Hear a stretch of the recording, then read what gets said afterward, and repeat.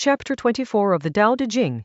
Dao, pronounced Dao as a now, is about a particular kind of failure, not the failure of incompetence, but the failure built into trying too hard to be seen. Stand on tiptoe and you lose your balance. Try too wide and you cannot walk. The person who needs everyone to notice them goes unseen. The person who needs to be right becomes invisible. The person who announces their achievements ends up with nothing. The person who cannot stop congratulating themselves cannot grow. The text calls all of this leftover food and dead weight, things that spoil, things the world turns away from. So the person who has found the way does not go there. Kai ji bu lai, kai ji bu xíng, zai jian ji bu míng, zai shi ji bu zhāng, zai fa ji wu gōng, zai jin ji bu zhāng, kai zai dao I yu, yu shi zhuì xíng, wu hua wu zhai gu yu dao ji bu chu. One who stands on tiptoe cannot stand firm. One who overextends their stride cannot walk. One who puts themselves on display cannot be seen clearly. One who insists on their own rightness cannot stand out.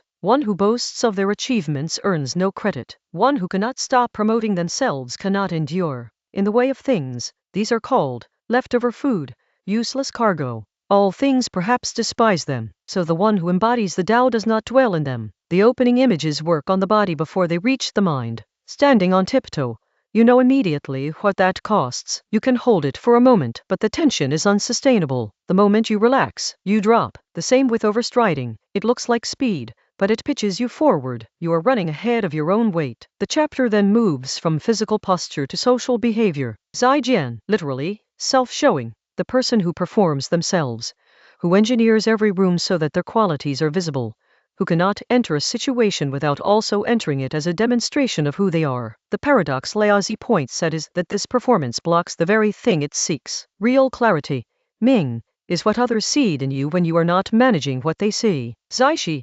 self-righteousness, works the same way. The person who is always already right, who turns every disagreement into a referendum on their correctness, becomes strangely hard to distinguish. They blur because a person with no give, no uncertainty, no actual contact with other viewpoints, registers to others as noise rather than signal. Zai fa ji wu gōng.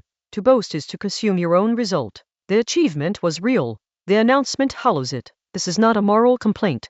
It is closer to an observation about how attention moves. When you claim your work loudly, the attention goes to the claiming. The work recedes. And zai jin ji bu zhāng.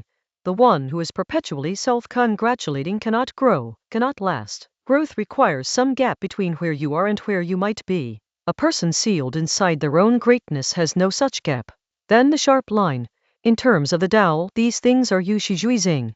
Leftover food, excess baggage, food that was not eaten and now sits past its moment. Weight you are carrying that serves no purpose. The world, the text says, perhaps finds these things unpleasant. Not wrong exactly, just sour, unnecessary. So the person who has found their way does not go there, not through discipline or restraint in the usual sense. More like, they simply do not need to. The reaching is absent because the insecurity that drives reaching is absent. What this lands on for someone hearing it now is probably something quieter than a revelation. Most people know the experience of being around someone who is working very hard to seem a certain way. There's a texture to it, a kind of strain in the air. And most people also know the rare experience of being around someone who simply is what they are, without managing it, and how much easier it is to actually see them. The chapter is not telling you to be modest. Modesty as a performance is still a performance. It would qualify as another item on the same list. It is pointing at something more structural. The effort to secure your place through display tends to undermine the place itself. The tiptoe stance is inherently unstable. What you do with that, whether it changes how you walk into a meeting, or how you describe your own work, or whether it just sits in the background as something worth returning to, the text does not prescribe. Some passages are meant to inform action. This one may be more useful as a mirror. Stand on your full foot. The next chapter is 25.